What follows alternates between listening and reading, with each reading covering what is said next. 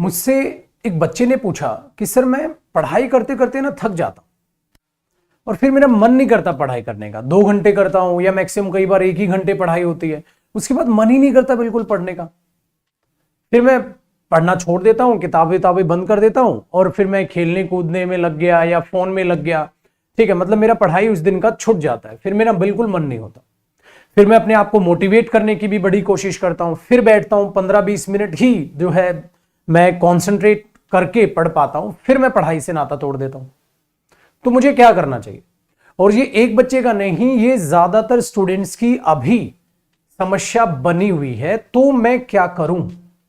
My dear students, एक बात को अपने दिमाग में फिट कर लो, ये सभी स्टूडेंट्स के लिए बोल रहा हूं मैं, कि जब आप लोग पढ़ने बैठते हो और आपका मन नहीं करे ना, थोड़ी देर के बाद मन करे, थोड़ी देर बाद कि अब उठ जाऊं, अब मेरा मन नहीं हो रहा पढ़ने का, तो खुद के दिमाग से एक क्वेश्चन पूछा करो, आपको कौन सी जॉब चाहिए? आपको लाइफ में करना क्या है? बेटा, हमारे सपने होते हैं यहां इतने ऊंचे हमारे ख्वाब हैं, इतने ऊंचे हमारे सपने हैं, यहां हमारे सपने हैं और हमारे एफर्ट्स यहां हैं। मतलब तुम ये सोचते हो 1.5-2 घंटा दिन में पढ़ो और 1.5-2 घंटा पढ़ के आप सिलेक्ट कर लें किस चीज को? इस पोस्ट को। आपको यूपीएससी क्रैक करना है, आप पढ़ 2 घंटे रहे।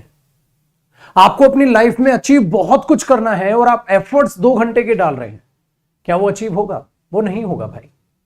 और ऐसा नहीं है ये सिर्फ आपके साथ हुआ है, आपसे पहले ये कईयों के साथ हुआ है जो इस बीमारी को समझ नहीं पाए, और समझ नहीं पाए तो उन्होंने क्या लॉस उठाना पड़ा। आज वो एक छोटी नौकरी पर हैं और अब उनसे कोई पूछो क्या आप ये छोटी जॉब करके खुश हैं? कहते नहीं यार, अब ऐसा लग रहा है काश उस टाइम पे और मेहनत कर ली होती, हमें समझ आता था, हम पढ़ भी लेते थे, बट यार मैं 2 घंटे बाद ना उठ जाता था, काश उस टाइम पे हमने पढ़ाई कर ली होती। उनके दिमाग में अब ये क्वेश्चन है। तो यही आप अपने आप से अभी ये क्वेश्चन कर लो, बिकॉज अभी आपके पास समय है, ये समय वापस नहीं आना।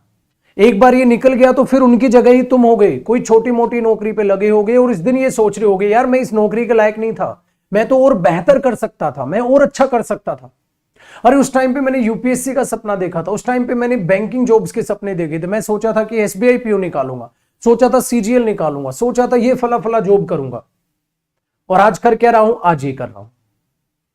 और उस टाइम पे आप बहुत पछता रहे होगे। सो अपने दिमाग में एक बात फिट कर लो, जितनी बड़ी गोल होगी उतने बड़े एफर्ट्स भी मांगे जाएंगे आपसे। ये लाइफ स्ट्रगल का दूसरा नाम है। और लाइफ ये नहीं कि तुम्हारे साथ अच्छा करे और दूसरों के साथ बुरा, लाइफ सबके साथ एक समान है। जो जितने बड़े एफर्ट्स करेगा वो उतनी बड़ी गोल अचीव करेगा। यूपीएससी टारगेट है तो यूपीएससी के इक्वल एफर्ट्स भी होने चाहिए, बैंकिंग टारगेट है तो बैंकिंग के इक्वल एफर्ट्स भी होने चाहिए, सीजीएल, सीपीओ, सीडीएस, XYZ कोई भी एग्जाम आप अपनी लाइफ में निकालना चाह रहे हैं तो उतने बड़े एफर्ट्स भी होना चाहिए। एक बिजनेसमैन जब भी कोई बिजनेस स्टार्ट करता है तो वो क्या सोचता है? मैं भी एक इतना बड़ा बिजनेसमैन बन के दिखाऊंगा ना, बस कोई हद नहीं।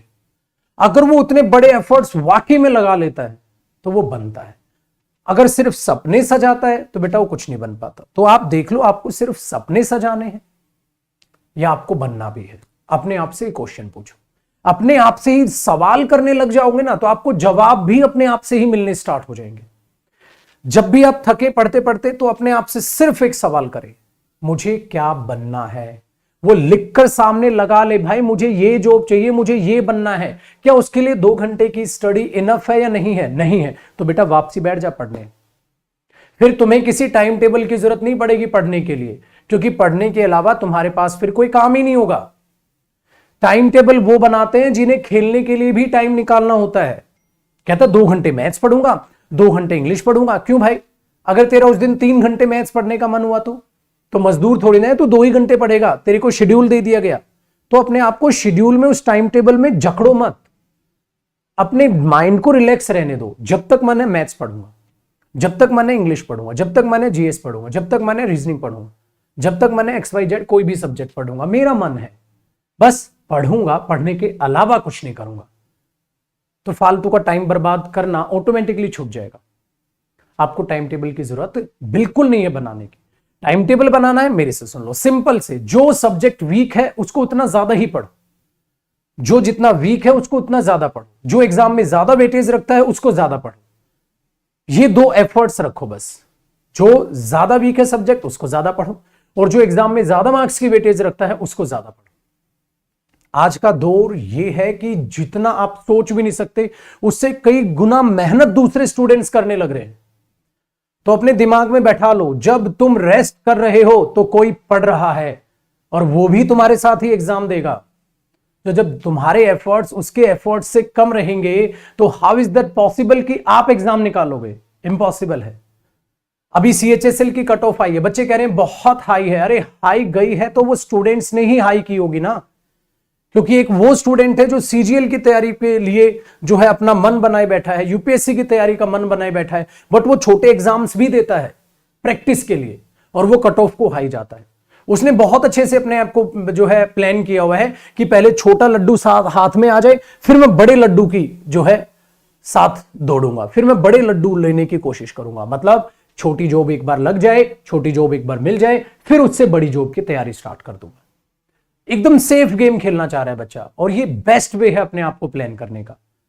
तो जो भी आपने गोल चुना है वो बड़ा गोल अपने माइंड में सेट रखो, एफर्ट्स उसी के लिए रखो, और छोटे एग्जाम्स देते चले जाओ ताकि एक सीढ़ी बन जाए आपकी और आप ऊपर बढ़ते चले जाएं। बस रुकना मत, एफर्ट्स कम नहीं, एफर्ट्स बढ़ने चाहिए। तो जब भी थको अपने आप से सवाल करो, कहीं ये तो नहीं फ्यूचर में जाकर मैं पछताऊंगा। आपका प्रेजेंट आपका फ्यूचर डिसाइड करने वाला है, आपके एफर्ट्स आपका फ्यूचर डिसाइड करने वाला है। तो सपने देखने से सपने पूरे नहीं होते हैं, नींद छोड़नी पड़ती है सपने पूरे करने के लिए। ये नहीं नींद में सपने देख लिया, जब सपना आप नींद में देखते हैं वो सपना है, जब आप उसे दिन में भी सोचने लग जाएं वो सपना आपके जुनून में कन्वर्ट हो जाता है कि हां जो सपना देखा अब तो मुझे वो बनना है। और वो बनना है तो माय डियर स्टूडेंट्स अपने एफर्ट्स भी वो रखो, अपने एफर्ट्स भी वो रखो।